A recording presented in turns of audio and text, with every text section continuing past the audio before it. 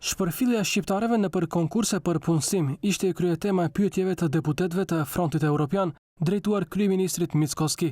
Rina Hajdari konkurset e fundit I cilësoi si skandaloze dhe diskriminuese, pasi sipas saj në shumë institucione përfaqësimi I shqiptarëve është nën nivelin e duhur e madje në disa institucione nuk është pranuar asnjë shqiptar. Ligji I ri I ashtu quajtur ose I njohur në opinion si ligji I Karakamishevës, që pritet të vijë në kuvent përkinse përfaqësim të drejtë dhe adekuat, nuk ka asnjë peshë juridike dhe në shikim të parë duket sikur ligj që është propozuar nga ndonjë organizatë jo qeveritare e jo si marrëveshje politike që e ka proklamuar koalicioni Vlen tashmë për një kohë të gjatë. Në të gjitha nenet përmendet fjala respektim dhe orientim. Pra, mosbatimi I ligjit nuk do të ndëshkohet, por vetëm do të regjistrohet.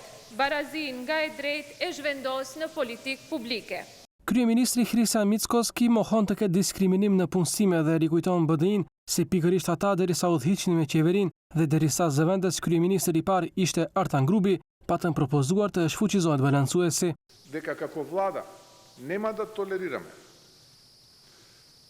злоупотреба на канцелариите за спортски активности во форма на жонглирање со фудбалчиња, играње баскет или пак поставување на јога душеци, кревети, преноќување во истите и да не кажам уште што вршење во истите тие канцеларии. Констатирано од страна на Министерството за внатрешни работи. Јас би се засрамил да сум на ваше место, дама сте, da braните takvi lugje. Ndërkohë kreu I kuvendit Afrim Gashi tha se me shumë mundësi ligjin për përfaqësim të drejtë I cili mori mendim pozitiv nga Komisioni Venecias, qeveria do ta dorëzojë gjatë muajit janar dhe menjëherë ta vendos në seancë plenare për miratim.